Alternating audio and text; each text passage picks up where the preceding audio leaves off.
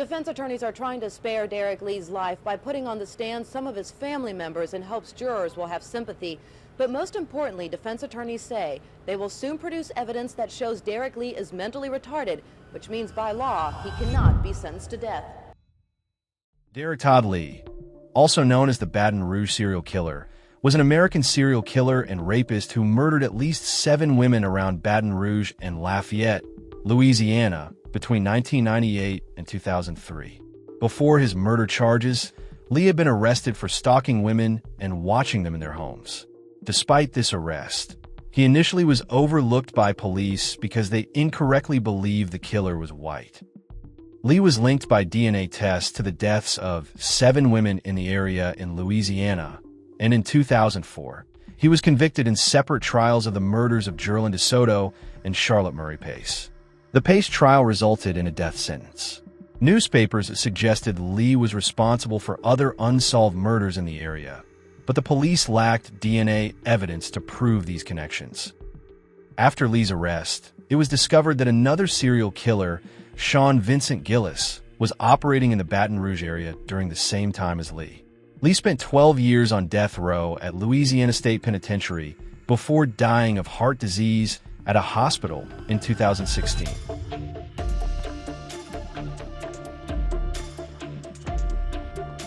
Derek Todd Lee, who was known by his middle name, was born in St. Francisville, Louisiana, in the northern Baton Rouge metropolitan area as the second of 2 children to Samuel Ruth and Florence Lee.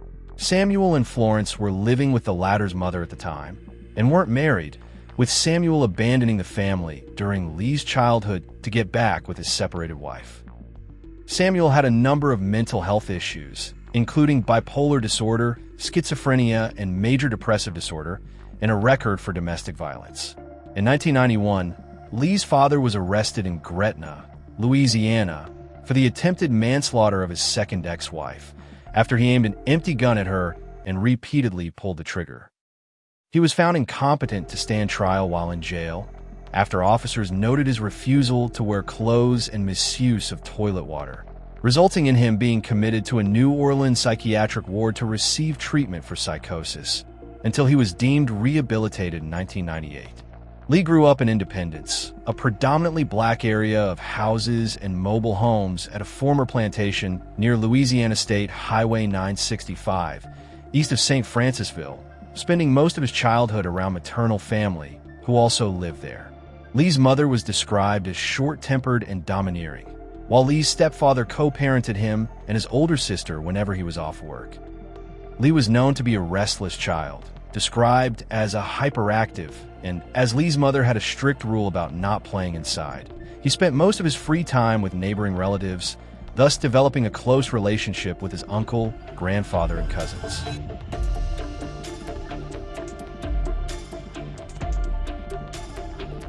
Night of April 18th to 1998, 28-year-old Randy Jane McBrewer, née Cieslewicz, disappeared from her home in Zachary, Louisiana. Her house had been stalked several times in the past by Lee during his nightly voyeur prowls. That night, Lee, who had been laid off from his latest job 2 days earlier, left his usual hangout, Liz's Lounge, after an argument with his girlfriend. Via Louisiana Highway 964, he drove to McBrewer's house, broke in her bedroom, where he attacked McBrewer in an attack that caused severe bleeding. After incapacitating her, Lee dragged McBrewer to the driveway, where she was raped. Her body was never found, disappearing along with her keys and a pair of 5-pound dumbbells.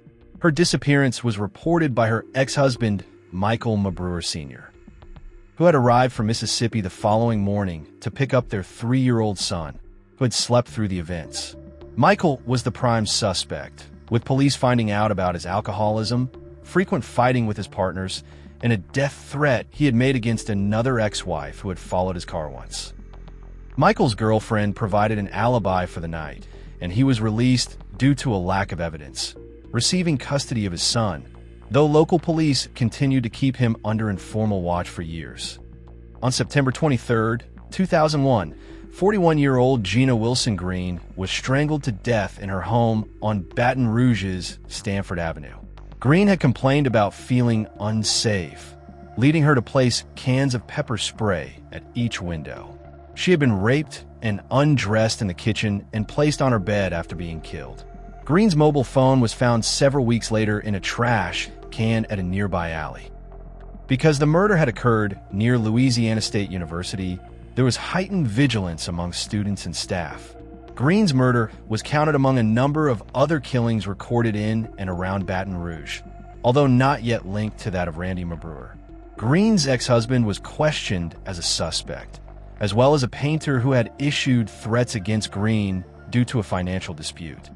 On the morning of January 14, 2002, 21-year-old Jerlyn Bar DeSoto was fatally stabbed in her house in Addis.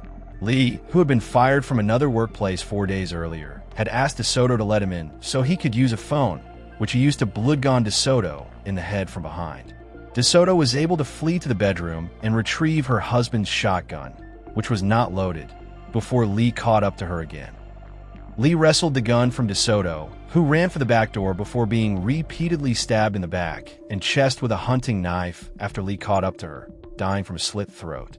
Lee stomped on her body before leaving the scene. DeSoto's body was found by her husband, who was first held as the suspect. He had inadvertently tampered with the crime scene by getting blood on his clothes, touching the shotgun, and punching a hole in the wall in frustration, under the belief that DeSoto had committed suicide before he discovered the stab wounds on DeSoto. On May 31, 2002, 22-year-old Charlotte Murray Pace was fatally stabbed on Baton Rouge's Charlot Avenue. Pace had graduated Louisiana State University a week earlier as the institution's youngest MBA recipient and relocated to the new lodgings 2 days earlier. While her two roommates were away, Pace was attacked by Lee, who raped her and killed Pace by stabbing her 81 times with a screwdriver during a prolonged struggle. The murders of Pace and Gina Green were linked by police as they lived close to each other before Pace's move and jog in the same park near LSU. On July 9, 2002, 46-year-old Diane Alexander was attacked at her house in Brobridge. Lee had knocked on Alexander's door, claiming to be doing construction for a fictitious neighboring family, and asked if she could help him find their address. Alexander did not let Lee inside, but handed him a cordless phone and a phone book to use on the entry porch through the half-open door. While outside, Lee engaged in small talk while repeatedly asking to speak with Alexander's husband. Alexander eventually confirmed her husband wasn't home, and when she went out to retrieve the items, Lee forced his way inside and began choking Alexander, brandishing a knife in his pocket. After forcing Alexander onto the living room floor, Lee set aside his knife to stimulate himself. Alexander was able to briefly grab a hold of the knife, but Lee wrestled it out of her hands. Lee used the knife to cut an electrical cord, which he then wrapped around Alexander's throat as he attempted to rape her. Because Lee failed to achieve an erection, he proceeded to repeatedly beat Alexander instead, striking her in the face and stomping her in the stomach. At this point, Alexander's adult son Herman walked into the home, alerted by his mother's shouts for help, causing Lee to relent and flee through the back of the house towards his car, taking his knife, the cut cord, and Alexander's purse with him. Before losing consciousness from blood loss, Alexander was able to call emergency services while her son tried to unsuccessfully follow Lee's car in his own vehicle. On July 12, 2002, 44-year-old Pamela Piglia Kinnemore was murdered after being abducted from her home on Baton Rouge's Briarwood Place, shortly after returning from her antique shop in Denham Springs. Lee had entered through the unlocked front door and kidnapped Kinnemore as she was sitting in the bath. After being beaten and tied up, Kinnemore was driven to the Whiskey Bay, part of the Atchafalaya Basin in Plaquemines Parish, where she was raped before having her throat slit, nearly beheading her. Her husband identified Kinnemore's body from a golden earring, as she was otherwise too mutilated. A silver toe ring had been taken from her body by Lee, who gifted it to his wife. Two motorists spotted Kinnemore as she was driven around in Lee's truck after she had made eye contact with them while briefly conscious. A woman on the airline highway recorded the license plate, while a truck driver on Interstate 10 reported the sighting via CB radio. A sperm sample was recovered from Kinnemore's body, but too insufficient for a full DNA profile.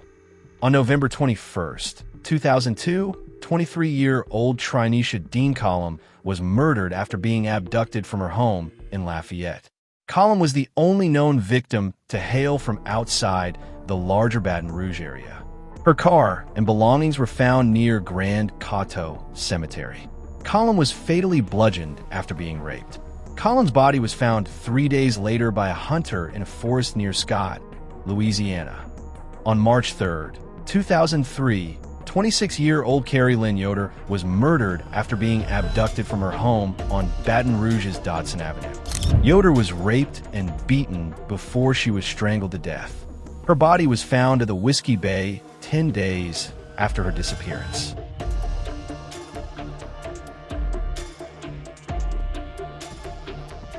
Lee's methods varied with nearly each murder.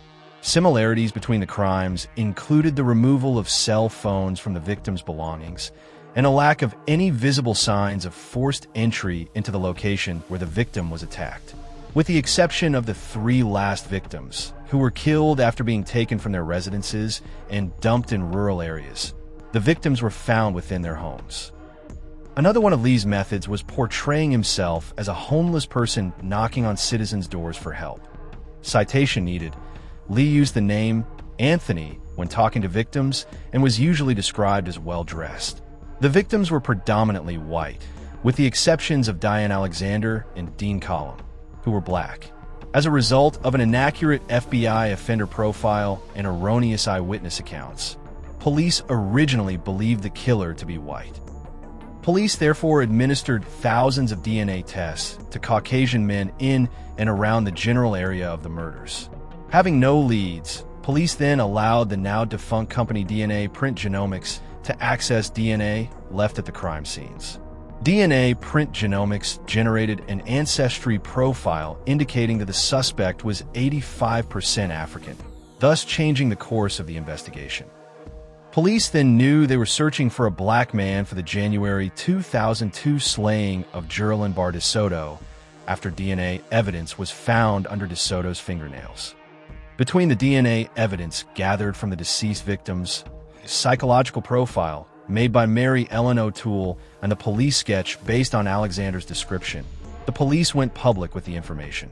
Police in the nearby town of Zachary, Louisiana, recognized the man from a recent Peeping Tom incident it had investigated. Police in Zachary called the police in Baton Rouge to let them know the name of the suspected perpetrator. Additionally, the Zachary Police Department also let the Baton Rouge Police Department know that it had a DNA sample from Lee due to a prior murder investigation from 6 to 8 months earlier. The DNA lab ran and compared the samples, and they were a match to Derek Todd Lee. During the manhunt, John Walsh, host of America's Most Wanted, added the Baton Rouge serial killer to his top 10 fugitives of 2002 at number 3. Lee had already fled the state on May 10th, after police got Lee to submit a voluntary DNA sample, taking his children out of school before ordering them and his wife to go to Detroit for a while. Lee traveled through Michigan, Illinois, and finally Georgia via bus. On May 27th, after a 5-day manhunt, law enforcement found him hiding at a motel in Atlanta. After 2 failed arrest attempts at a homeless shelter and another motel, Lee was apprehended in Atlanta's Polar Rock neighborhood. Lee waived extradition, and he was returned to Baton Rouge on 5 murder charges. Besides the 7 confirmed murders, Lee is also a suspect in the murders of 41-year-old Connie Lynn Warner in August 1992 and 23-year-old Christine Moore in May 2002, as well as the December 2002 disappearance of 65-year-old Marion Fowler.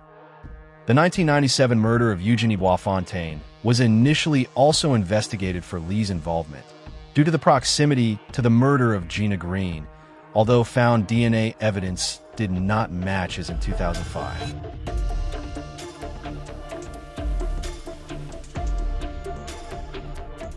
In August 2004, Lee was tried for the murder of Jerlyn DeSoto.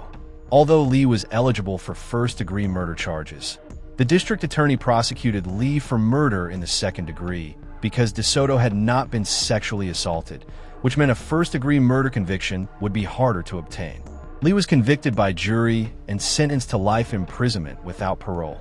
Lee was convicted on October 14, 2004, for the rape and murder of LSU graduate student Charlotte Murray Pace. He was sentenced to death via lethal injection. On January 16, 2008, the state Supreme Court upheld the murder conviction and death sentence. Lee was placed on death row at the Louisiana State Penitentiary. On January 21, 2016, Lee died from complications with heart disease after being transferred to Lane Memorial Hospital in Zachary a few days earlier. If you like this video, make sure to support the channel by hitting that subscribe button. We'll be